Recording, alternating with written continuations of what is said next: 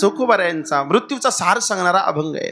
साधा सोपा सरळ सरदाचा अगदी सोप्या भाषेमध्ये चोखोबाऱ्यांनी अभंग लिहिला आणि त्या अभंगाचा अर्थ आपल्याला माझ्या बुद्धीला रुचेल पचेल अशा स्फोटाने सांगण्याचा प्रयत्न आज आपल्याला करायचा. आपल्याकडे फक्त 1 तास वेळ राहिला आहे.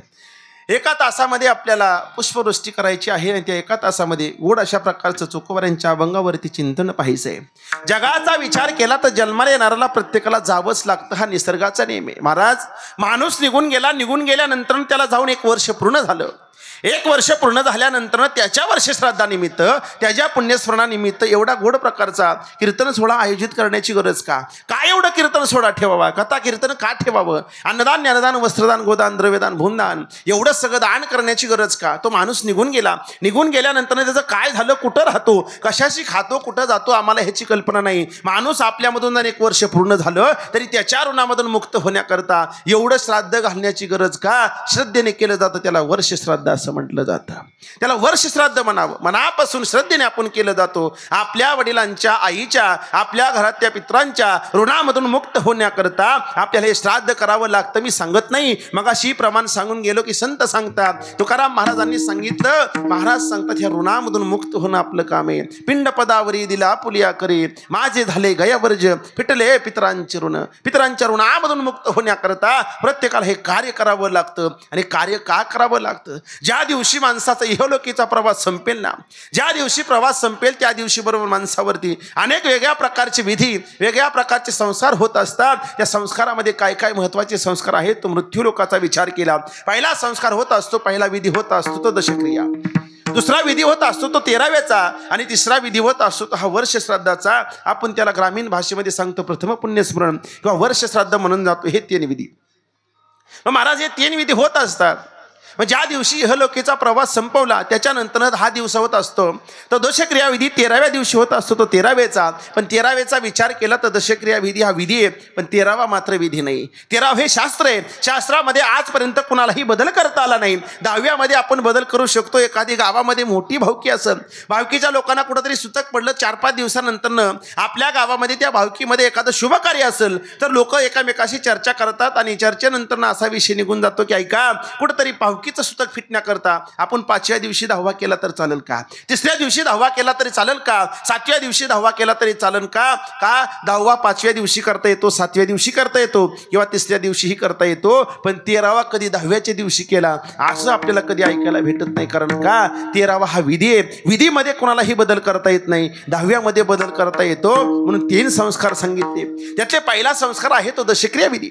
दुसरा जो आहे 13व्याचा, तिसरा आहे तो प्रथम वर्षश्राद्धाचा पुण्यस्मरणाचा. महाराज, हे 3च झाले. मग राहिलेले 13 संस्कार होतात तरी कधी? ज्या दिवशी माणसाचा इहलोकीचा प्रवास संपला त्या दिवसापासून बरोबर 13 दिवस प्रत्येक एक दिवस त्या माणसावरती वेगवेगळ्या प्रकारचे संस्कार होत असतात. हे झाले 13 आणि पहिले झाले 3, बरोबर 16 संस्कार माणसाच्या शरीरावरती मृत्यू झाल्यानंतर पूर्ण होत असतात. इहलोकीचा प्रवास संपवला. इहलोकीचा प्रवास संपवला. प्रवास संपवल्यानंतर आपण त्या माणसाला मूठ माती दिली. मूठ माती दिल्यानंतर मशानभूमीमध्ये पुन्हा माघारी घरी आलो. मशानभूमीमधून माघारी घरी येत असताना आपल्याला वाटतं चला त्या माणसाचा आणि आपला संबंध संपून गेला, आपण मृत्यू लोकामधून येतो. आल्यानंतर मशानभूमीमध्ये गेलो, मूठ माती दिली, आले, आंघोळ केली की लोक हात झाडून मोकळे होतात. चला त्या मृत आत्म्याचा आपला संबंध संपला, पण अजिबात नाही. ज्या दिवशी आपण मूठ माती देण्याकरता मशानभूमीमध्ये गेलो, मशानभूमीमध्ये मूठ माती देऊन पुन्हा घरी आलो, तो आत्मा मशानभूमीमध्ये न राहता तो आत्मा आपल्या मागसोबत आपल्या घरी येत असतो. आल्यानंतर तो आत्मा आपल्या घराच्या भोवती गिरट्या घालत असतो. माझ्या आठवणीमध्ये पण कोण कोण रडते, माझी कोण कोण आठवण काढून दुःख व्यक्त करते हे पाहण्याकरता तो मृत आत्मा तो असतो. तो मृत आत्मा मशानभूमीमध्ये न राहता तो आपल्या घरी येतो. आल्यानंतर 3 दिवस राहतो. 3 दिवस राहिल्यानंतर तो आत्मा 3 दिवस राहतो. 3 दिवस राहिल्यानंतर 3ऱ्या दिवशी होत असतो तो सावडण्याचा विधी. 3ऱ्या दिवशी सावडण्याचा विधी झाला. हस्त्या गोळा केल्या, राख गोळा केली. आपण एका गंगेमध्ये आंघोळ करायला गेल्यानंतर ती राख आणि हस्त्या पाण्यामध्ये सोडून देतो. हस्त्या सोडून दिल्या. आल्यानंतर आंघोळ झाली. आपल्याला वाटतं चला त्या माणसाची राख सोडून दिली, हस्त्या सोडून दिल्या, आता त्या माणसाचा आणि आपला सायमचा संबंध संपून गेला. पण अजिबात नाही. तो मृत आत्मा त्या दिवशीही मृत्यू लोका सोडता तो मृत आत्मा पुन्हा एकदा आपल्या घरी येतो. आल्यानंतर तो आत्मा बरोबर 4 दिवस आपल्या घराच्या भोवती गिरट्या घालत असतो. घराच्या भोवती गिरट्या घालतो. माझ्या आठवणीमध्ये कोण रडतंय? ज्यांच्यावरती मी निष्ठावंत प्रेम केलं, प्रत्येकावरती मनापासून जीव लावला, प्रत्येकावरती प्रेम केलं, माझी आठवण काढून कोण करण्याकरता, दुःख व्यक्त करण्याकरता तयार आहे, पाहण्याकरता तो मृत आत्मा बरोबर 4 दिवस आपल्या घरामध्ये राहत असतो. घरामध्ये राहिल्यानंतर बरोबर 7व्या दिवशी त्या मृत आत्म्याला भगवंताकडे जावं लागतं. मृत आत्म्याला भगवंताकडे जावं लागतं. भगवंताकडे जायचं आणि सांगायचं, भगवंता इहलोकीचा प्रवास संपवला, बरं इहलोकीचा प्रवास संपवला, आता 10 झाला, 10वाचा दिवस झाला, 13व्याचा विधी झाला, 13व्याचा गोड नैवेद्य प्राशन केला की तुझ्याकडे येण्याचा रस्ता मोकळा झाला. बरं भगवंताला निरोप देण्याकरता जावं लागतं. जाण्याकरता 1.5 दिवस, पुन्हा माघारी येण्याकरता 1.5 दिवस, 1.5 आणि 1.5 झाले 3, पहिले 7 आणि हे 3 बरोबर झाले 10 दिवस. आपण करत असतो तो दशक्रियाचा विधी. दशक्रियाचा विधी झाला, काकस्पर्श झाला, गोड नैवेद्य प्राशन केला की 10व्याच्या दिवशी तो मृत आत्मा पुन्हा एकदा आपल्या घराभोवतीच राहत असतो. 11व्या दिवशी सकाळी त्या मृत आत्म्याला घर सोडावं लागतं. घर सोडल्यानंतर पुन्हा भगवंताकडे जावं, भगवंताला निरोप देवा, भगवंता इहलोकीचा प्रवास संपवला. दशक्रिया विधी झाला, काकस्पर्श झाला, काकस्पर्श झाला, देवा आता फक्त वास. 13व्याचा विधी पूर्ण झाला, गोड नैवेद्य प्राशन केला, गोड नैवेद्य घेतला की तुझ्याकडे येण्याचा रस्ता मोकळा झाला. भगवंताकडे जाण्याकरता 1.5 दिवस, पुन्हा माघारी येण्याकरता 1.5 दिवस, 1.5 दिवस आणि 1.5 दिवस झाले 3, पहिले 10 आणि 3 13 बरोबर आपण करत असतो तो 13व्याचा विधी. 13व्याचा विधी पूर्ण झाला, गोड नैवेद्य प्राशन केला. गोड नैवेद्य प्राशन केल्यानंतर 13व्या दिवशी इच्छा नसताना सुद्धा त्या मृत आत्म्याला यमदूतांच्या यमादूताबरोबर इच्छा नसताना सुद्धा ह्या घराच्या बाहेर पडावं लागतं. का?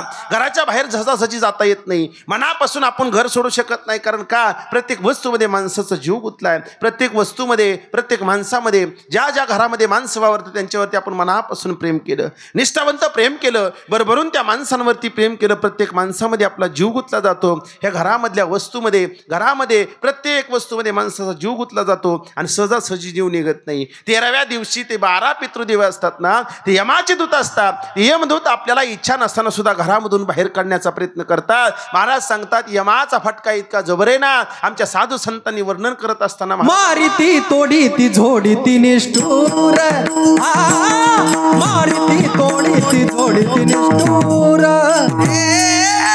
मारिती तोडी तोडी निष्ठूर,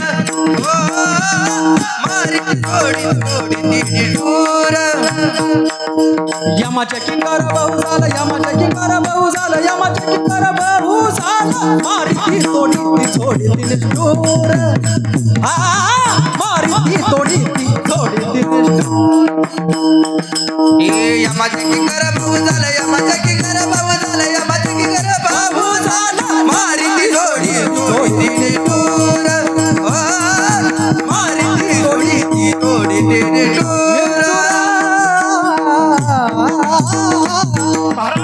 यमाचा विचार केला ना, मारिती चोडीती धोडीती निष्ठुर, यमाचे किंकर भाऊसार. इच्छा नसताना सुद्धा ओढत ओढत घराच्या बाहेर काढलं जातं. का? 13व्या दिवशी मात्र इच्छा नसताना सुद्धा आपल्या जीव लावलेल्या माणसापासून, प्रेम केलेल्या माणसापासून, प्रत्येक घरातल्या वस्तूपासून आपल्याला दूर जावं लागतं ना.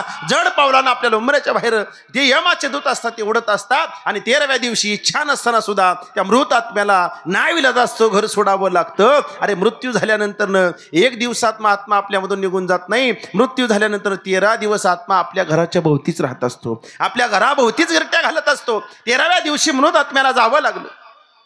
मग 13व्या दिवशी जावं लागलं. 13व्या दिवशी घर सोडलं. 13व्या दिवशी प्रवासाला सुरुवात केली. 13व्या दिवशी प्रवासाला सुरुवात केल्यानंतर पुढचा प्रवासाचा ठेपा गाठेपर्यंत बरोबर 48 दिवसाचा प्रवास करावा लागला. 48 दिवसाचा प्रवास करावा लागला. मग पहिल्यांदा 13व्या दिवशी घर सोडलं आणि 48 दिवसानंतर प्रवासाला विसावा घेतला. मग मला सांगा, 48 आणि 13 किती झाले?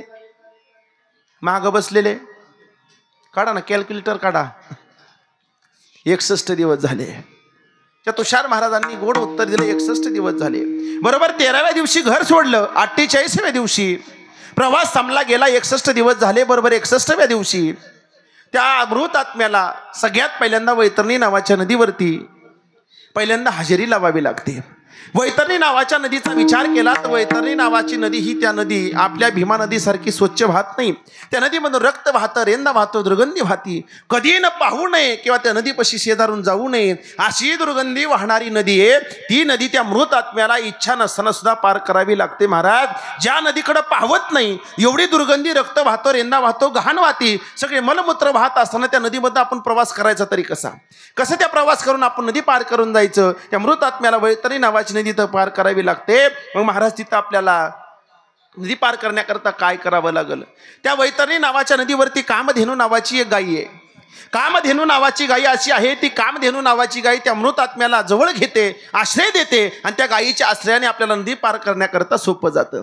मग महाराज, ती कामधेनू नावाची गायी जी आहे ते प्रत्येक मृत आत्म्याला आश्रय देतेच का हो? तर प्रत्येक मृत आत्म्याला आश्रय देतेच असं म्हणता येणार नाही. का? जीवन जगत असताना जुनी माणसं आपल्याला सांगून गेली बघा.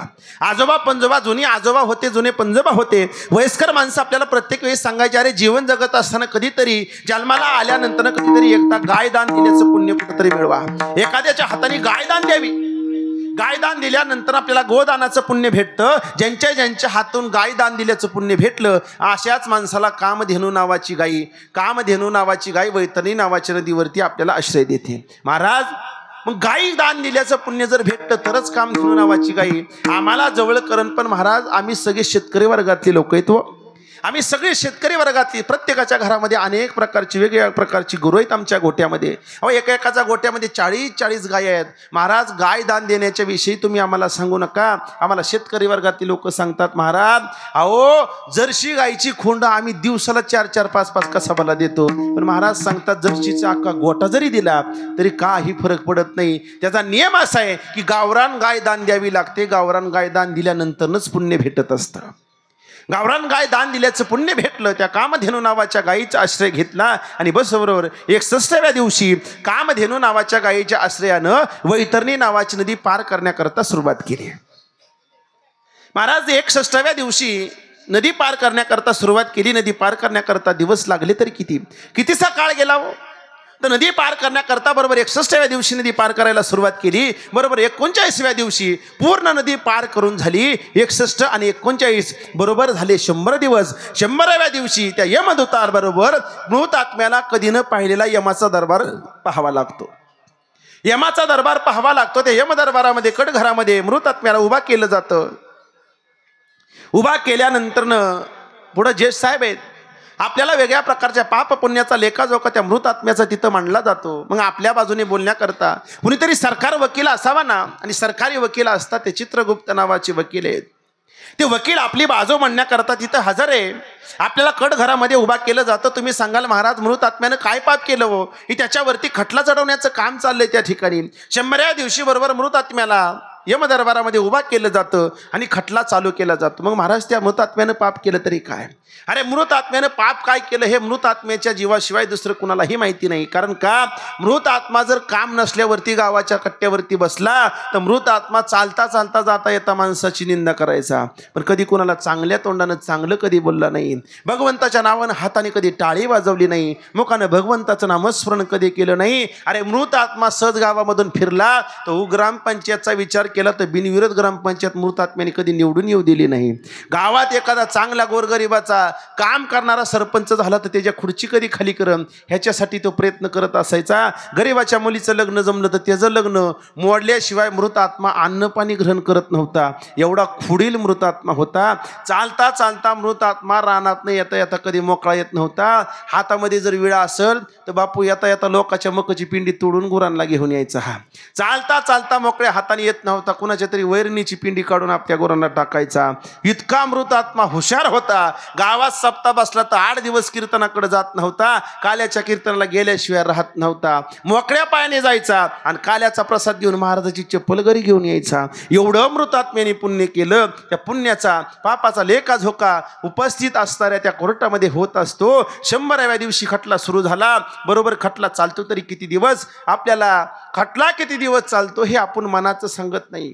हे कुठलं आहे तर गरुड पुराणामध्ये त्याचं वर्णन आले की बरोबर 265 दिवस खटला सुरू असतो. 265व्या दिवशी खटला संपणार आहे. मग पहिले असणारे 100 दिवस आणि हे असणारे 265 दिवस, बरोबर 365व्या दिवशी खटल्याचा निकाल लागला जातो. आणि 365 दिवस म्हणजे तो आजचा दिवस, प्रथम पुण्यस्मरणाचा दिवस, आपण ग्रामीण भाषेमध्ये सांगतो वर्ष श्राद्धाचा दिवस.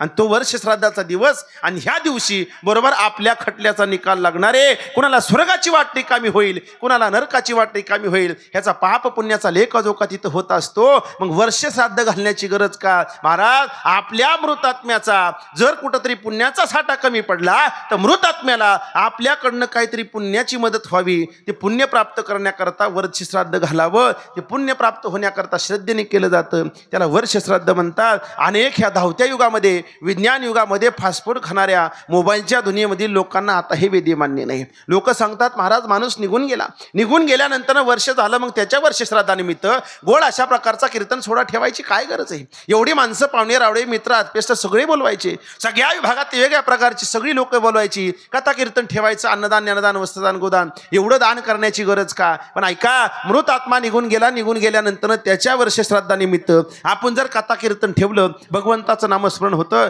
ज्ञानदान होतं, अन्नदान होणार आहे, जेवण लोकांनी केली, ज्ञानदान होईल. ब्राह्मण काका आले होते, पूजा अर्चा झाली, ब्राह्मणांच्या मुखामधून मंत्र उच्चार झाले, ब्राह्मणदान झालं. एखादा माणूस जीव घालतो, त्याला आपण कपडा लत्ता हातरून पांघरून सगळ्या गोष्टी त्याला दान देत असतो. कुठंतरी वस्त्रदान, अन्नदान, ज्ञानदान, गोदान, वस्त्रदान, प्रत्येक प्रकारचं वेगळ्या प्रकारचं दान करून झालं. हे सगळ्याच दानाचं पुण्य एकवटलं जातं. आणि बरोबर आज 12 वाजता आपल्या 12 पितृदेव, आपल्या मृत आत्म्यातर्फे 12 पितृदेव सूक्ष्म रूपाने आपल्या दारामध्ये येत असतात. 12 पितृदेव आपल्या दारात येतात. आल्यानंतर महाराज सांगतात ते 12 पितृदेव हे सगळ्यांनी डोळ्याने पाहतात. पण एखाद्या मृत आत्म्याच्या विषयी जर त्याच्या घरातील लोकांनी, त्याच्या पाठीमागल्या लोकांनी आपल्या बापाच्या, भावाच्या, आईच्या, वडिलांच्या ऋणामधून मुक्त होण्याकरता गोड अशा प्रकारचा कीर्तन सोहळा ठेवला. कीर्तन सोहळा झाल्यावर अन्नदाने, ज्ञानदान, वस्त्रदान, गोदान सगळ्या प्रकारची दान करून झाली. हे 12 पितृदेव सगळं डोळ्याने पाहतात आणि आनंदी होतात. आनंदी झाल्यानंतर खुश होतात. खुश झाल्यानंतर पुन्हा एकदा मृत्यू लोकाचा प्रवास, मुक्काम, मृत्यू लोकाचा निरोप घ्यावा आणि पुन्हा वरती जावं आणि आपल्या मृत आत्म्याला सांगावं, अरे ज्यांच्या करता तुम्ही कावाड कष्ट केले, पैसा गोळा करून संसार कमवला ना, एवढी इस्टेट धन दौलत कमवली, पण तुमच्या मुलानं तुमच्या पाठीमागं तुमच्या ऋणामधून मुक्त होण्याकरता गोड अशा प्रकारचे कीर्तन सोहळा आयोजित केला होता. भगवंताचं नामस्मरण चालू आहे, ज्ञानदान आहे, अन्नदान आहे, गोदान आहे, वस्त्रदान, द्रव्यदान, सगळ्या प्रकारची दान झाली. एकवटलं सगळं पुण्य. ही आनंदाची बातमी ज्यावेळेस मृत आत्म्याला हे 12 पितृदेव सांगतात, मृत आत्मा सुद्धा खुश होतो. आणि खुश झाल्यानंतर आमचे तुकोबाऱ्या सांगतात मृत आत्मा काय करतो. महाराजांनी सांगितलं, म्हणे पितर आशीर्वाद देती, तुका म्हणे पितर आशीर्वाद देती, कल्याणाची सर्व काळ, कल्याणाची सर्व काळ. कामने पितृ आशीर्वाद देती, तुका म्हणे पितृ आशीर्वाद देती, कल्याणाची सर्व काळ, कल्याणाची सर्व काळ.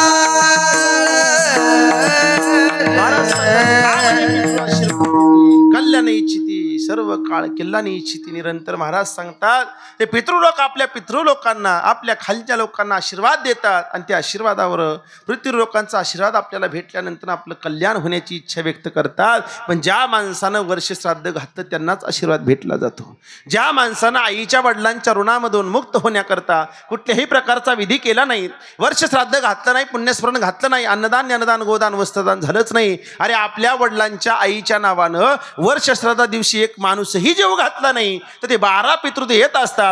आल्यानंतर 12 पितृदेव काय करतात, तर 12 पितृदेव नाराज होतात. नाराज झाल्यानंतर त्यांना दुःख होतं आणि दुःखाची बातमी पुन्हा एकदा वरती जाऊन आपल्या मृत आत्म्याला सांगतात की ऐका, ज्यांच्याकरता लोकांचे बांध करू तुम्ही जमिनी वाढवल्या, व ज्यांच्याकरता काबाड कष्ट केले, पै पैसा गोळा करून एवढा मोठा संसार गोळा केला, एवढी मोठी इस्टेट धनदौलत एका क्षणात तुम्ही पोरांच्या नावावरती करून दिली. एकाएकी केला मिराशीचा धनी, एका क्षणात मिराशीचा धनी करून टाकलं. पण त्या मुलानं तुमच्या वर्षश्राद्धानिमित्त तुमच्या ऋणामधून मुक्त होण्याकरता गावात एकही माणूस वर्षश्राद्धा दिवशी जीव घातला नाही. ही दुःखाची बातमी ज्या मृतात्म्याला कळते ना, त्या दिवशी मृतात्मा इच्छा नसताना सुद्धा आपल्या मुलांना आशीर्वाद न देता शाप देतात. महाराजांनी वंशी दुराचारी पुत्र झाला,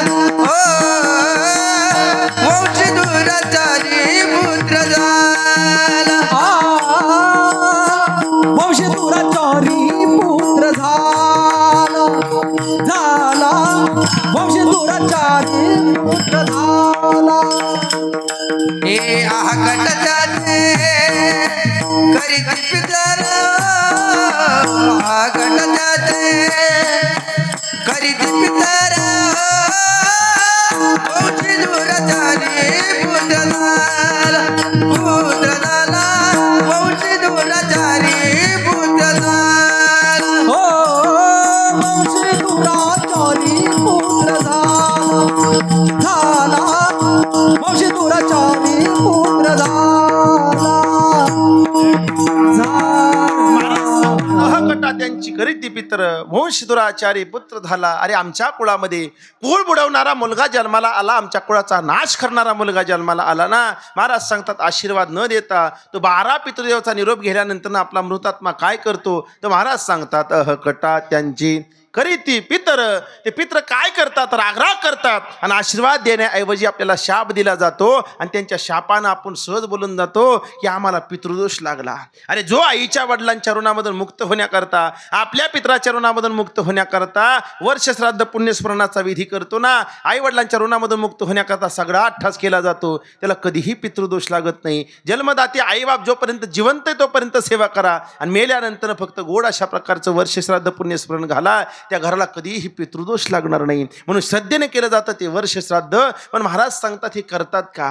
धावत्या युगाचा विचार केला तर धावत्या युगामध्ये लोक आता वर्षश्राद्धाला म्हणावे अशी एवढी किंमत देत नाही, 10व्याला म्हणावे अशी एवढी किंमत देत नाही, 13व्याला म्हणावे अशी किंमत देत नाही. कारण का? ह्या धावत्या युगाचा विचार केला, फास्ट फूड खाणाऱ्या लोकांना आता साधू संत देव अजिबात मान्य नाही. साधू संतांचा देवाचा विचार केला, लोक वारकरी संप्रदायाला मानत नाही, लोक माळ गंधबुक्का ह्याला किंमत देत नाही, वारकऱ्यांना कोकीने किंमत देत नाही. कारण का? अरे अशा प्रकारची चुकीची वस्तू लोक वागू लागली. कारण का? लोकांवरती संस्कार आता चांगल्या पद्धतीचे राहिले नाही. वारकरी संप्रदायावरती जाणाऱ्या माणसांना लोक नावं ठेवू लागली. वारकरी संप्रदायाची पताका ध्वजा खांद्यावरती घेऊन सकल संतांनी भारतभर भ्रमण केलं, एवढं जगाचं भ्रमण करून वारकरी संप्रदाय वाढवण्याचा प्रयत्न केला. पण आजची ही तरुण पिढी त्या वारकरी संप्रदायाकडे एवढं लक्ष द्यायला तयार नाही. कारण का? लोकांना साधू संतांची संगत नकोय, साधू संतांबरोबर प्रवास करायला नको, साधू संतांबरोबर राहायला नको. आमचे संत सांगतात आई रे बेईमान दुनिया, आई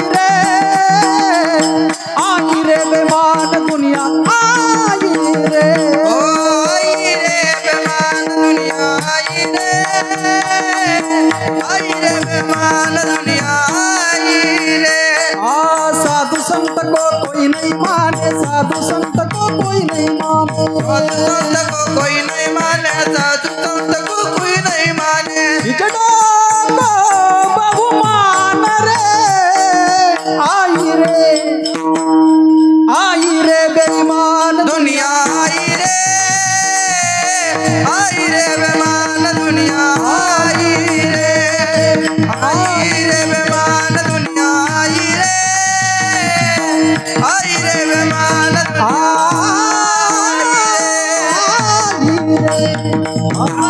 आई रे बेईमान दुनिया, आई रे साधु संत को कोई नहीं माने, हिजड़ों को बहुमान, माता पिता को कोई नहीं माने, औरत को बहुमान. महाराज सांगतात साधू संतांना कोणीही मानत नाही.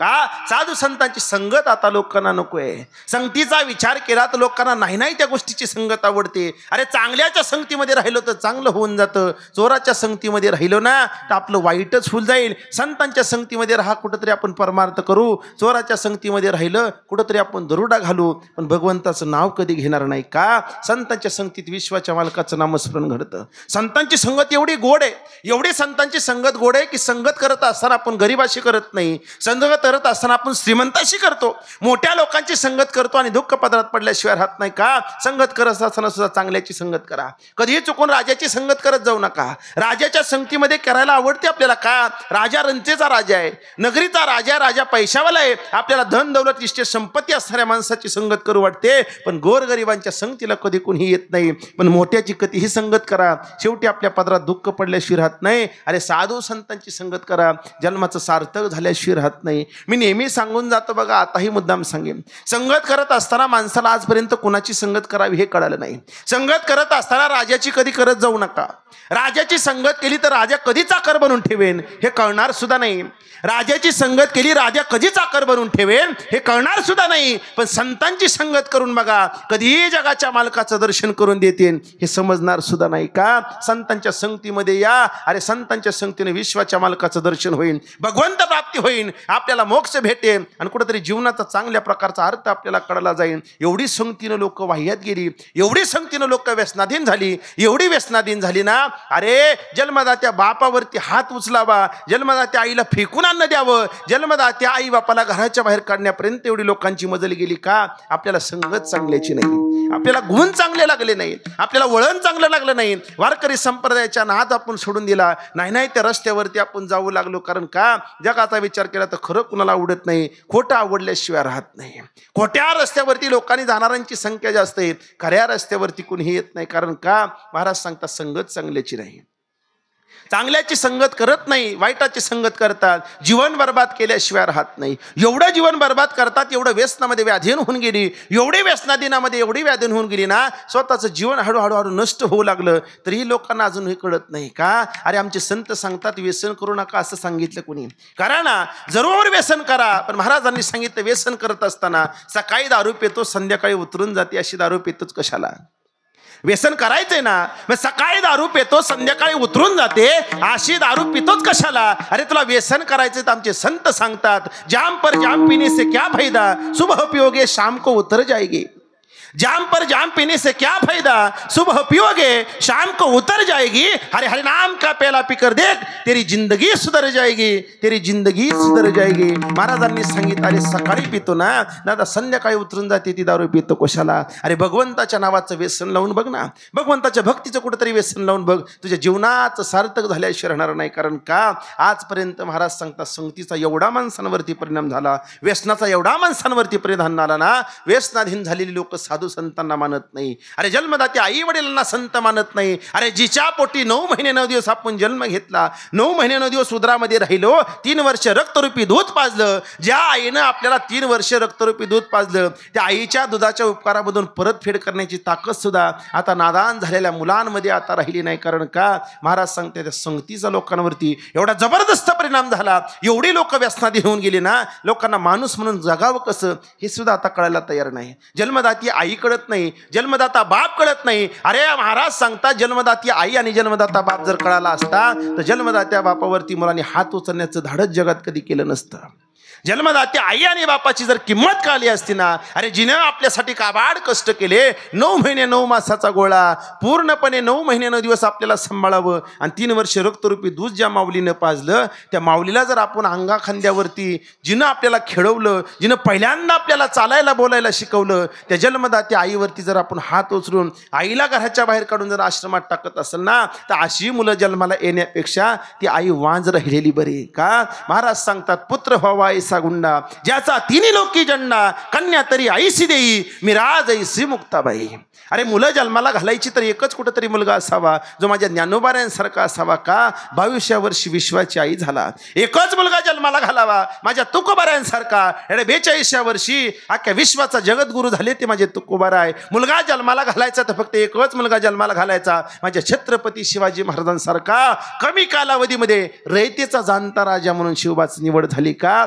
महाराज सांगतात कन्या तरी ऐशी देई मीरा जैसी मुक्ताबाई. अरे मीराबाई सारखी, मुक्ताबाई सारखी, बहिणाबाई सारखी, सखुबाई सारख्या मुली जन्माला घाला. अरे दुसऱ्याच्या गाडीवरती बसून तोंडाला रुमाल बांधून पळून जाणाऱ्या मुली जन्माला घालण्यापेक्षा ती आई वांज राहिलेली बरी. का? त्या आईच्या पोटी मुलं नको, अशी मुलं नको की जी आईला आईच म्हणायला तयार होत नाही. अरे जिने संस्कार केलेत आपल्यावरती, जिने माया केली, जिने प्रेम केलं, तिला आपण आई म्हणतो, माता म्हणतो, माऊली म्हणतो.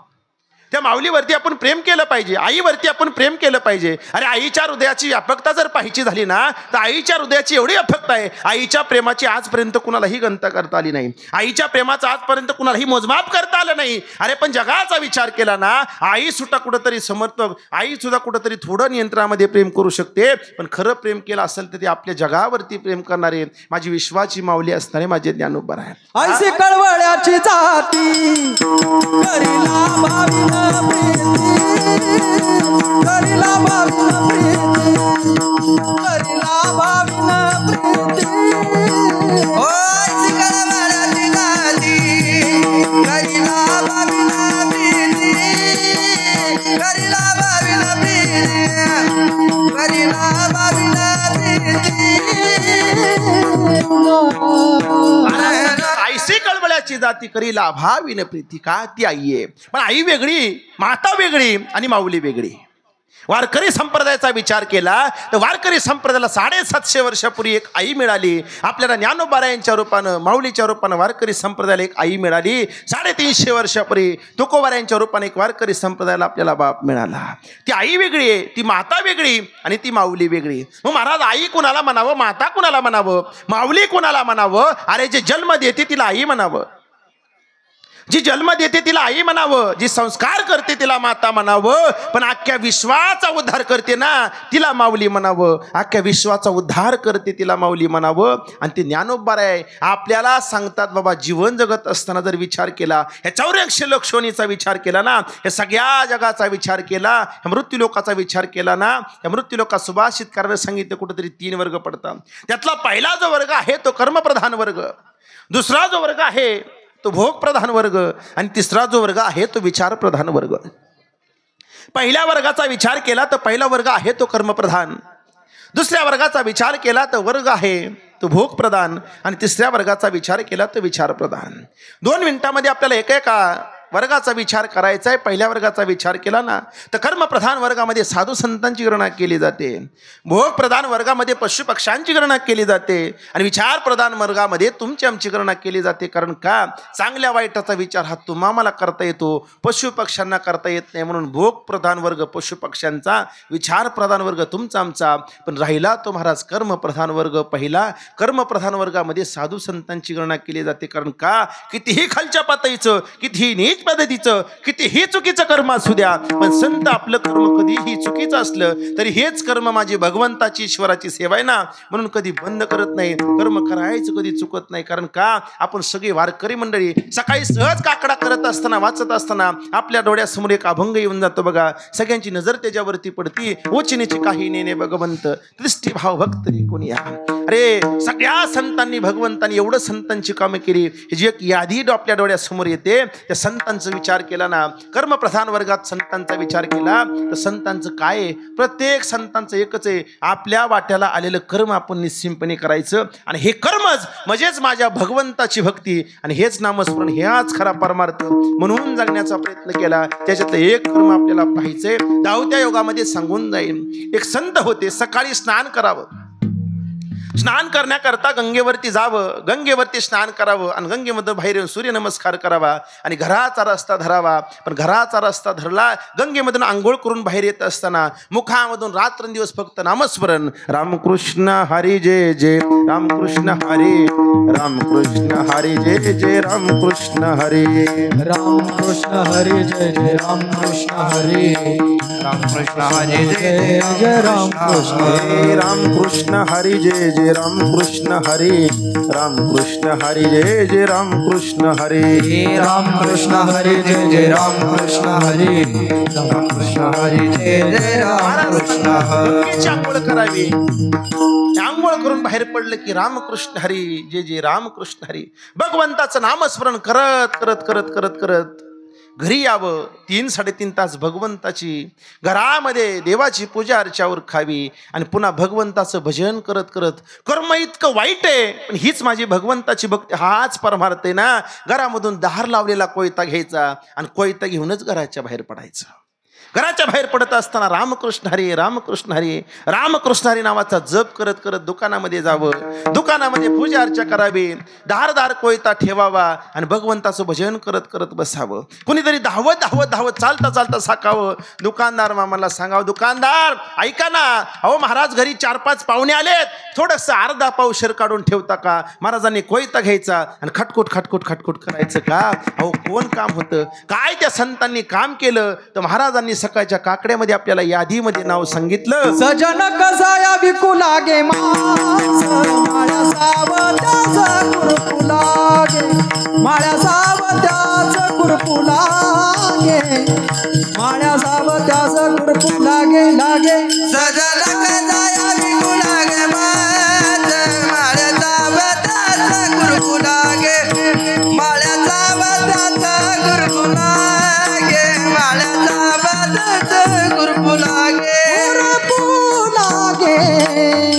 महाराज सांगतात कर्म इतकं वाईट आहे, सज्जन कसाया विकू लागे मास, माळ्या सावत्यास खुरपू लागे.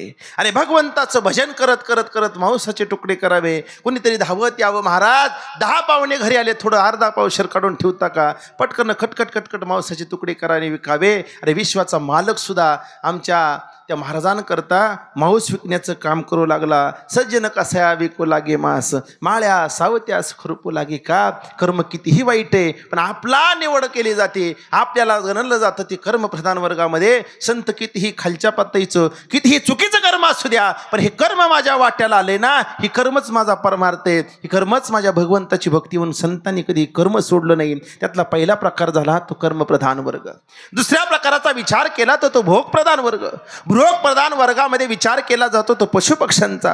आपण बोलता बोलता म्हणून जातो पशु काय पाप पुण्य जाणती, उत्तम मध्यम भोग भोगती. पशुपक्ष्यांना परमार्थ करण्याची संधी नाही. हा झाला दुसरा वर्ग. त्यातला तिसरा जो वर्ग आहे तो विचार प्रधान वर्ग. विचार प्रधान वर्गाचा विचार करू लागलो आपण तर चांगल्या वाईटाचा विचार फक्त तुम्हाला करता येतो. चांगलं काय वाईट काय हे आपल्याला समजतं. सत्य काय असत्य काय, देवाला पूजलं पाहिजे, भगवंताची भक्ती केली पाहिजे, चुकीच्या मार्गाने नाही गेलं पाहिजे, चांगल्या रस्त्यावरती जावं, चुकीच्या रस्त्यावरती जाऊ नये, ही चांगली शिकवण आपल्याला कळते का? महाराज सांगतात चांगला वाईटाचा विचार जर कोण करत असेल तर तिसऱ्या वर्गात ती माणसं करतात. आणि तो तिसरा जो वर्ग आहे तो तुमचा आमचा, तो तिसरा वर्ग आहे तो तुमचा आमचा. का? महाराजांनी सांगितलं चांगल्या वाईटाचा विचार जर कुणाला करता येत असेल ना तो वर्ग आहे तो आपला. ह्या वर्गाचं वर्णन करत असताना आमच्या तुकोबाऱ्यांनी एक गोड असा दोहा लिहिलाय बघा. तुकाराम महाराज सांगतात कहे तुका तू हो गए देवाना. महाराजांनी सांगितलं अरे एवढी लोक दिवाणी झाली, एवढी लोक दिवाणी झाली संसारामध्ये ना. आता तुकाराम महाराजांनी हिंदी शब्द वापरला बघा दिवाना. आपण मराठीमध्ये त्याला सांगता येईल की एवढी लोक वेडी झाली, एवढी लोक वेडी झाली ना, एवढे दिवाणी झाली की दिवाणी झालेली लोक काय करतील ही लोकांना सुद्धा समजत नाही. तुषार महाराज शेजारच्या गावातलं सांगतो, आता गावाचं नाव नको सांगाय, तुम्ही तिथं आग लावाय जातात सगळे. शेजारच्या गावातलं उदाहरण आहे. 4 मित्र भेटले फुल दारू पेलेले, दारू पेले भेटले, इतके दारू पेले, इतके दारू पेले, कुणीही शुद्धी नाही. 2-3 तासानंतर एक जण शुद्धी आला आणि म्हणला हे उठ. म्हणलं काय झालं? घड्याळाकडे बघ ना. म्हणला अरे झालं तरी काय, 10:30 पावणे 11 वाजले. म्हणला मग? अरे 10:30 पावणे 11 वाजले. म्हणला तुझा वाढदिवस आहे. ती म्हणला मला कसं माहित नाही. अरे तुझा वाढदिवस आहे. म्हणला मला माहिती आहे. सगळे उठले म्हणले वाढदिवस आहे, आज पार्टी झाली पाहिजे, पार्टी झाली पाहिजे. जो दारू पेलेला होता ज्याचा वाढदिवस त्यांनी सांगितलं ए अरे दारटी पार्टी पार्टी काय करता तुम्ही? देवानी मालिका बघितली नाही का? म्हणला का? संग्रामराव कसे म्हणायचे देवानीला तुमच्यासाठी. मग मी पण तसाच म्हणतो, मला तुमच्यासाठी काय पण काय पाहिजे? पार्टी झाली पाहिजे. म्हणल्यानंतर सांगितलं आज पार्टी झालीच पाहिजे. ज्याचा वाढदिवस होता तो धावत धावत धावत गेला. का? तो संसारामध्ये इतका दिवाना झाला होता, एवढा वेळा झाला होता की दिवानापणामध्ये वेडेपणामध्ये काय करतो ह्याचं त्याला भान सुद्धा राहिलं नाही. धावत धावत धावत गेला गेला असा गोट्यामध्ये गेला, गोट्यामध्ये बांधलेलं बोकड घेतलं फार फार फार फार फार फार ओढत नेलं. ओढत नेल्यानंतर त्याचा कार्यक्रम केला, खाल्लं पिल्लं, भरपूर जेवले, भरपूर दारू पेले, झोपले. सकाळी दिवस उगवल्यानंतर शुद्धीवर आले. शुद्धीवर आल्या सगळे आपापल्या घरी निघून गेले. प्रत्येक जण आपल्या घरी निघून गेला. ज्यांनी फरफर फरफर बोकड ओढत नेलं होतं ते सुद्धा घरी आला. आल्या आल्या अंगणात बघतोय तर त्यांनी गोट्याकडे बघितलं, जोरा जोराने तोंड जोडून घ्यायला लागला. का? सौरभ महाराज त्याच्या लक्षात आलं, जे रात्री बोकड ओढत नेलं होतं ते बोकड खुटीला तसंच. त्याने अशा बाह्य मागं सारल्या पत्नीला हाक मारले, बाहेर ये, ह्या खुटीला बोकड हिथं राहिलंच कसं सांग. ती म्हणली काय झालं वरडायला, ह्या खुटीला बोकड हिथं कसं. ती म्हणली बोकड चुलीत गेलं, रात्री दारू पिऊन अंधारात आलाय, आम्ही वरडून वरडून तुम्हाला सांगतोय. दारू पिण्याच्या नादात अंधारात घरात बांधलेलं काळं कुत्रं ओढत नेलं, त्या कुत्र्याचं झालं तरी काय. एवढी माणसं दिवाणी झाली, एवढी माणसं दिवाणी झाली. सहज तुषार महाराज सांगून जाईन. त्या दिवशी आम्ही पुण्यामध्ये वारजाला कीर्तनाला गेलो. कीर्तनानं घरी महागारी येत असताना त्या सिग्नलवरती गाडी थांबली. गाडी थांबल्यानंतर एक भिकारी आला. भिकाऱ्यानं अशी काच वाजवली आणि 5 रुपये चहा करता मागितले. मला कीव आली त्याची. मी 5 रुपये घेतले, त्याच्या हातामध्ये ठेवले. 5 रुपये घेतले, माघारी गेला. सिग्नल संपली नव्हती. गाडी थोडीशी पुढे गेली, तो परत आला, परत काच वाजायला लागला. म्हणला महाराज अजून 5 रुपये द्या. म्हणलं का? अजून 5 रुपये मगाशी दिले ना. म्हणला महाराज मगाशी 5 रुपये दिले, आता पण परत 5 रुपये द्या. म्हणलं आता 5 रुपये कशा करता? मगाचे 5 रुपये घेतले, म्हणला ते माझ्या करता. म्हणलं आताची माझा म्हणला गर्लफ्रेंड करता. मी म्हणलं भिकाऱ्याला सुद्धा गर्लफ्रेंड आहे? सिस्टीमवाले दादा त्यांनी मला सांगितलं, तिनेच मला भिकारी केले. विठ्ठल विठ्ठल विठ्ठल विठ्ठल विठ्ठल. एवढी दिवाणी झाली ना, एवढी वेट लोक झाली, नुसती पैसा पैसा पैसा कमवत राहिली. अरे आपल्यासोबत काय येणारच नाही तर कमवायची काय गरज आहे का? का येताना घेऊन आलास काय, जाताना घेऊन जाशील काय? मधी कमवलं ती आपल्या बापाचं नाही, मग कमवण्याकरता अठ्ठास करायचा का? अरे भले भले लोकांनी एवढी सीट कमावली. ज्याची लंका सोन्याची होती त्या रावणानं सुद्धा सोबत काय नेलं नाही. का एक घराची वीट काढली तर की विधानसभाची निवडणूक एका झटक्यात लढला असता. एवढा श्रीमंत रावण, पण त्याला सुद्धा 12:17 आमच्या विश्वाच्या मालकानं त्या देवाला सांगितलं आणि त्याच्यात सुद्धा प्राण काढून घेतला. महाराज सांगता जी लंका सोन्याची ना त्याचा सुद्धा प्राण जाऊ शकतो, मग तुमची आमची काय? महाराज सांगता अरे लंका सोन्याची असणारा रावण मेला तिथं का? महाराज सांगतात त्याच्या आयुष्याचा दोरा तुटला. मग आपला जीवनाचा विचार केला ना, ज्याच्या आयुष्याचा दोरा तुटेल त्याला प्रत्येकाला जावंच लागतं. हा निसर्गाचा नियम, अभंगाचं प्रथम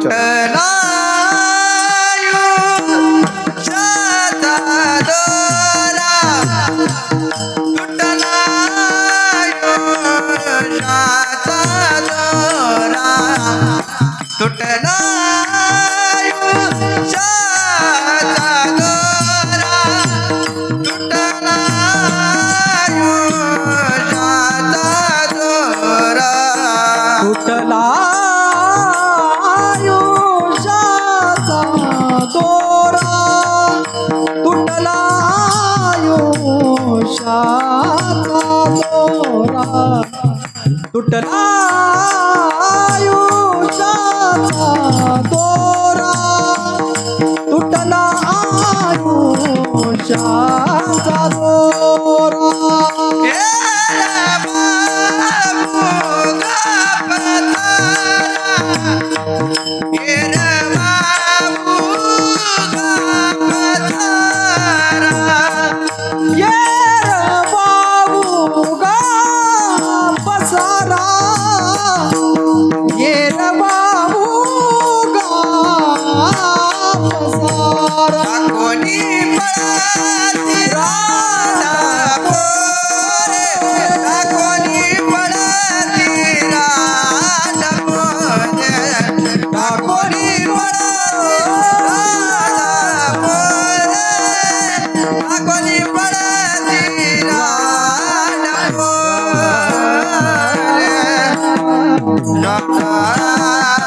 आयुष्याचा दोरा एर वा उगा पसारा. अरे कसाही श्रीमंत असू द्या, कसाही भगवंताचा भजन करणारा असू द्या, भगवंताचं रात्र दिवस नामस्मरण करणार असू द्या, ज्याच्या आयुष्याचा दोरा तुटला ना त्याला बरोबर महाराज सांगतात तुटला आयुष्याचा दोरा एर वा उगा पसारा. अरे जिवंत आहेत ना तोपर्यंत सगळंच माझं म्हणतात, शेवटच्या क्षणाला आपलं कुणीच नसतं. का महाराज सांगतात तुटला आयुष्याचा दोरा. मग भगवंताचं नामस्मरण करतो त्याच्या आयुष्याचा दोरा तुटला का? अरे महाराजांनी सांगितलं भगवंताची भक्ती करतो त्याच्या आयुष्याचा दोरा तुटला ह्याच्यात नवल नाही. ज्यानं माणसं भजनाला लावली ना त्याच्या आयुष्याचा दोरा तुटला ह्याच्यात नवल काय. ज्यानं प्राणी मात्राला सुद्धा भजनाला लावलं त्याचा सुद्धा आयुष्याचा दोरा तुटला. जगद्गुरु तुकोबारायांचं उदाहरण घ्यायचं झालं तर तुकोबारायांची असणारे 14 टाळकरी त्यातलं एक महत्वाचं नाव आहे संताजी महाराज जगणारे.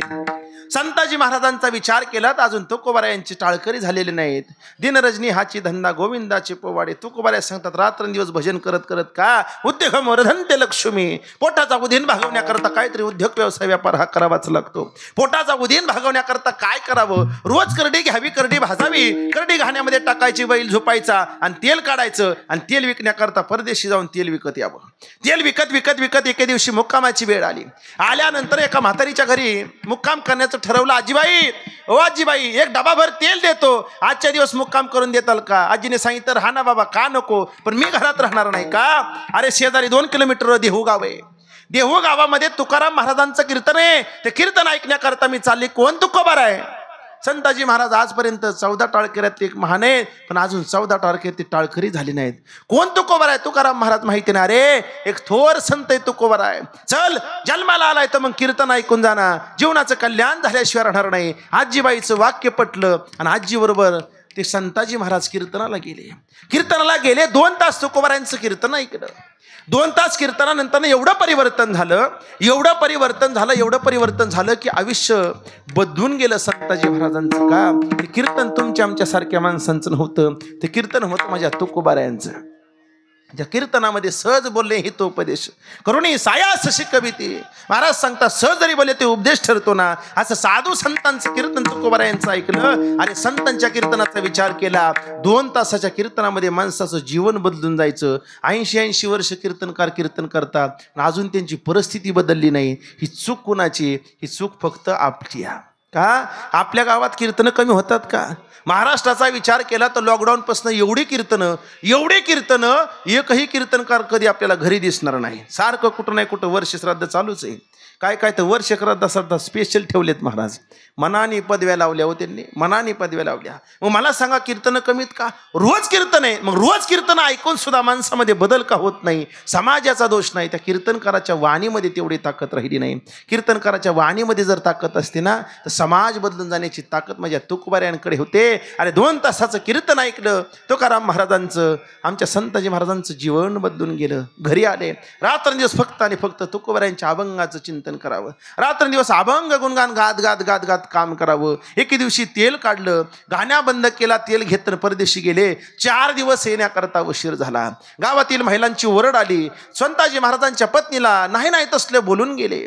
बराच बडबड करून गेल्यानंतर बैलाच्या डोळ्यामध्ये अश्रू आले. का मालक घरी नाहीत पण मालकिनीला तेल न काढल्यामुळं बराच लोकांचं बोलणं खावं लागलं. काय करावं. मालकीनबाईनं भावकीत एक माणूस बोलवला आणि करडी भाजली आणि करडी घाण्यामध्ये टाकून बैलाला झोपला आणि बैल गाणा चालू करण्याचा प्रयत्न करू लागला. भावकीतल्या माणसाने 2 दिवस प्रयत्न केला. बैलाला मरुस्तर हासुडाने मारलं पण एक पाऊल सुद्धा बैलाने पुढं टाकलं नाही. दुसऱ्या दिवशी संध्याकाळी महाराज घरी आले. पत्नीनं सांगितलं स्वामी सकाळी उठा पूजा अर्चा करा आणि पहिल्यांदा घाण्यामध्ये करडी भाजून घाण्यामध्ये टाका तेल काढा. का गावातील महिलांची ओरड आली. धान्य मागण्याकरता लगे येता. तेल देण्याकरता एवढा उशीर का. लगेच उठायचं आणि घाण्यामध्ये दीड घालून महाराज ती करडीचं तेल काढावं लागेल. करडी भाजली. घाण्यामध्ये करडी टाकली आणि बैल झोपला. आणि बैल झोपल्यानंतरनं तुकाराम महाराज बैल घाणा चालू करण्याकरता सहज पाहिलं. बैलाच्या अंगावरती हासुडाची वड उमटली होती. पत्नीला हाक मारले. कुणी मारलं बैलाला एवढं मरुस्तर. पत्नीनं सांगितलं स्वामी गावातील महिलांची ओरड आल्यामुळं मीच भावकीतल्या पुराला बोलवलं होतं. 2 दिवस झालं बैलाला हासुडाने मरुस्तर मारलं पण बैलाने एक पाऊल सुद्धा पुढं केला नाही. आणि तुम्ही आता आला तो बैल लगेच चालू लागला. कारण तुकाराम महाराजांनी सांगितलं वेडी का. अगं मुकाजित्राब आहे. मुकाजित्राबाला हानुवार करायची नसते. तिला प्रेमाने सांगितलं त्यांनी ऐकलं असतं. ओलं पडकं घेतलं आणि ओलं पडकं त्याच्या अंगावरती टाकलं आणि हात फिरवलं. तुकोबारायांची अभंग गायला सुरुवात केली. एका क्षणात बैलानं गाणा चालू करायला सुरुवात केली. पुढून भावकीतला मुलगाला सांगितलं काका ओ काका अहो 2 दिवस मरुस्तर बैलाला मारलं.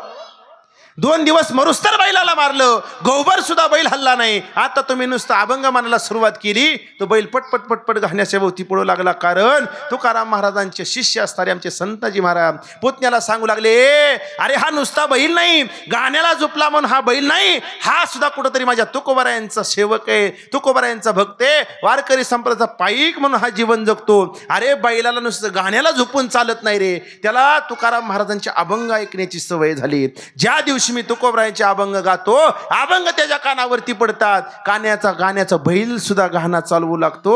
अरे ज्यांनी भगवंताने, तुकाराम महाराज सांगतात, ज्यांनी माणसं भजनाला लावली ह्याच्यात नवल नाही, ज्यांनी प्राणी मात्राला भजनाला लावलं त्या संताजी महाराजांना सुद्धा जावं लागलं. कारण का आमची निळोबाराया सांगता, जगाचा विचार केला ना, भगवंताची कसलीही निश्चय भक्ती करणारा असू द्या, पण त्याच्या जीवनाचा जर तोर तुटला तर आमचे चोकोबाराया सांगता, तुटला आयुष्याचा दोरा, आयुष्याचा दोरा, तुटला आयुष्याचा दोरा, आयुष्याचा दोरा. ये रे बाबू का पसारा, ये रे बाबू का पसारा, ये रे बाबू का पसारा, ये रे बाबू का पसारा, बाबू का पसारा, ये रे बाबू का पसारा. महाराज सांगता, तुटला आयुष्याचा दोरा, एरवा उगा पसारा, टाकुनी पळती रांडा पोरे, अंती होती पाठमोरे. का शेवटच्या क्षणाला कुणीही आपल्या संग नाही, अवघे सुखाचे सांगाती कोणी कामा नाही अंती. अरे कितीही जवळचा असू द्या, पट पट पट पट मागं सरल्याशिवाय रडणार नाही. आपला गोड गैरसमज आहे, बायको माझी, मुलगा माझा, संसार माझा, प्रपंच माझा, गाव माझा, तुमचं कुणीच नाही. आपला फक्त गोड गैरसमज आहे. एका साधूने सांगितलं, अरे तुझा गोड गैरसमज आहे, कुणीही तुझं नाही. त्यांनी सांगितलं, स्वामी तुम्ही चुकीचं सांगता, जग माझ्यावरती प्रेम करतो, माझी बायको माझ्यावरती प्रेम करते, मुलाबरोबर करतात, तुला बघायचंय का? मग ऐक ना, आपण उद्या सकाळी परीक्षा घ्यायची, एक औषध देतो मी, ते औषध पे, उद्या सकाळी 9:30-10 वाजेपर्यंत तू उठणार नाही, तुला परीक्षा बघायची ना. मग बघ, तो माणूस रात्री औषध पिऊन झोपला, 6 वाजता उठणारा माणूस सकाळी 9:30 वाजले तरी उठला नाही. लोकांना वाटलं तो माणूस निघून गेला. पै पाहुणे गोळा झाले, रडारड पडापड चालू झाली. साधू बरोबर 9:30-9:10 वाजता साधू त्याच्या दारामध्ये आले. आल्यानंतर साधूने पाहिलं तर सगळी रडत होती. आई रडते, बाप रडतोय, बायको रडते, मुलं रडतात. सगळीकडे पाहत असताना रडता रडता रडता साधूने एकाचं निरीक्षण करत असताना बाप सांगू लागला, देवा अरे माझं हिथं काय काम होतं, मला नेहलं असतं तरी चाललं असतं रे. आई म्हणते, मी कुठं दडून बसली होते का, माझं काहीच नाही, उतारतं वय झालं माझं, आता मला आता जरी नेहलं तरी चालल. मुलं म्हणू लागली, आमच्या बापाने काय पाप केलं देवा, आमच्या बापाला घेऊन गेला. जी अर्धांगिनी म्हणणारी पत्नी होती ती आक्रोश करून रडायची, तोंड जोडू जोडू रडायची, देवा मी कुठं लपून बसले होते का, आताची आता तू मला घेऊन जा, माझ्या मालकाला जाग कर. एवढा शब्द ऐकला आणि साधूने घरामध्ये प्रवेश केला आणि साधूने सांगितलं, थांबा, रडू नका, तुमच्या मालकाला उठवायची जबाबदारी माझी, मी तुमच्या मालकाला जिवंत करू शकतो, पण एक आट आहे. साधूला विचारलं, काय आट आहे? साधूने सांगितलं, फक्त या फुलपट्ट्यामध्ये पांढरा औषध आहे, एवढं औषध प्या, जो माणूस औषध पिल तो मरेल आणि मेलेला माणूस जिता होईल. हात वर करा म्हणले, कोण पेणार? प्रत्येकाने खाली माना घातल्या.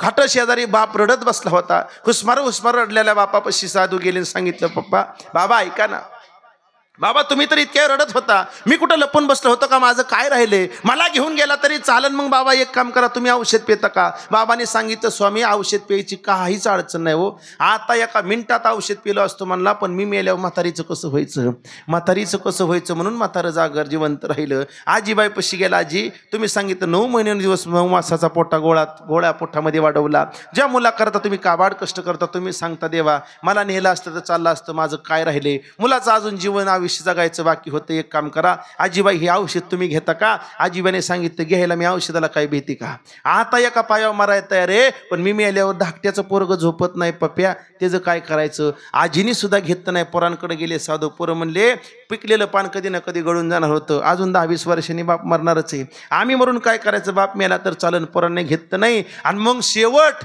जिच्या पशी गेला तिने एक जोरात नाकाला झटका दिला आणि साधूला कळालं, ही त्याची कोण आहे? अर्धांगिनी. शास्त्राने नाव सुद्धा ठेवले, अर्ध अंगिनी, ज्याचं सगळं अर्ध वाटण्या. ती पत्नी, तिच्याकडे गेल्यावर साधूला बघून तिने जोरात झटका दिला. साधूने क्षणात वळखलं, म्हणला ही ह्याची पत्नी आहे. ताई तुम्ही मगाचपासून रडत होता, मी कुठं दडून बसली होती का, पाप केलं होतं का, काय माझ्याकडनं गुन्हा झाला की माझ्या मालकाला नेलं? आताची आता देवा तू एक काम कर, मला घे, मला उचलून ये, मालकाला जिवंत कर. देवानीच मला पाठवले, म्हणला औषध घेता का?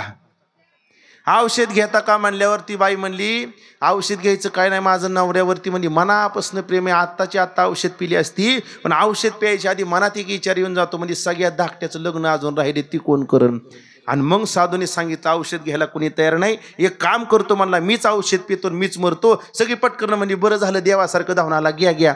साधूने फुलपात्र्यात औषध घेतलं, पण साधू मेला नाही. मेलेला माणूस जिवंत झाला का? साधून ताकदीवरती माणसाला उठवून त्याला सांगितलं, अरे बघ टाकुनी पळती रांडा पोरे, अंती होती पाट मोरे, अवघे सुखाचे सांगाती कोणी कामा नाही आणते. का शेवटच्या क्षणाला कुणीच तुझ्या बरोबर नाही, शेवटच्या क्षणाला माझं माझं म्हणत बसला, शेवटी काय झालं तुझ्या नशिबात फक्त फजिती आली. अभंगाचं शेवटचं चरण. चोखा म्हणे फजित खोरा, चोखा म्हणे फजित खोरा,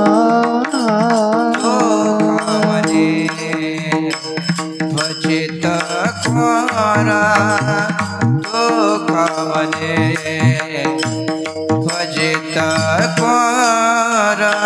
माझे माझे मनजे घर, माझे माझे मनसे घर, टाकोनी पळते राटा पोरे, टाकोनी पळते राटा पोरे. अंती होती पाटी मोरे, आ आ आ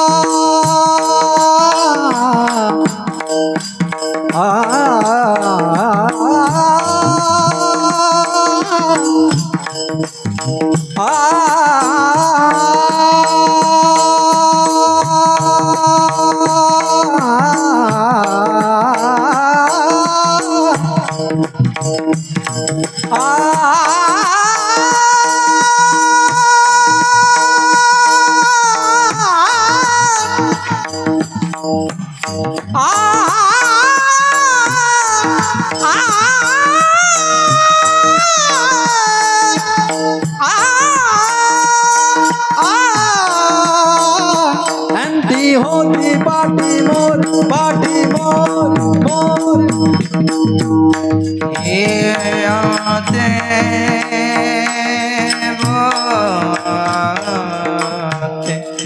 बोते रे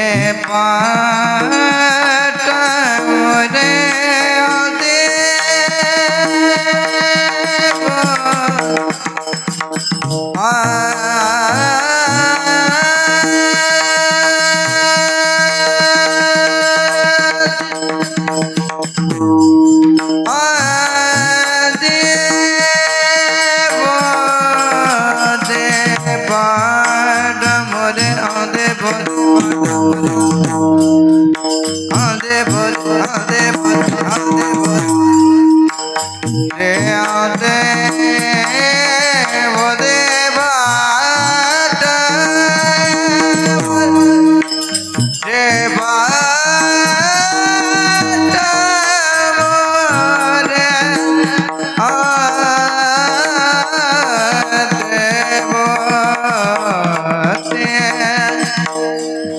टाकुनी पळते राटा पोरे, टाकुनी पळते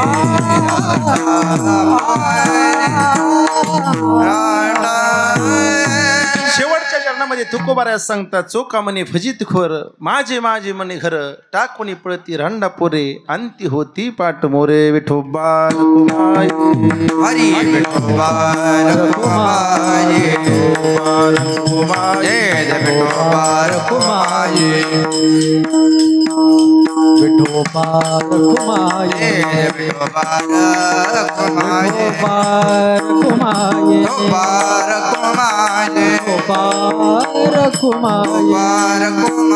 विठोबा रखुमाये विठोबा रखुमाये विठोबा रखुमाये विठोबा रखुमाये विठोबा रखुमाये विठोबा रखुमाये विठ्ठल हरी विठ्ठल श्री ज्ञानदेव पंढरीनाथ भगवान आपले ज्ञानेश्वर महाराज जगद्गुरु तुकाराम महाराज विठोबा रखुमाये विठोबा रखुमाये विठोबा रखुमाये विठोबा रखुमाये तुला आयुष्याचा दोरा एरवा उगा पसारा टाकुनी पळ तिरंडा पोरे अंती होती पाटमुरे अवघे सुखाचे सांगाती कोणी कामा नये अंती टाकुनी पळ तिरंडा पोरे अंती होती पाटमुरे ज्ञानेश्वर माऊली नागराज माऊली तुकाराम ज्ञानेश्वर माऊली नागराज माऊली ज्ञानेश्वर माऊली ज्ञानराज माऊली तुकाराम ज्ञानेश्वर माऊली नागराज माऊली तुकाराम तुकाराम तुकाराम तुकाराम तुकाराम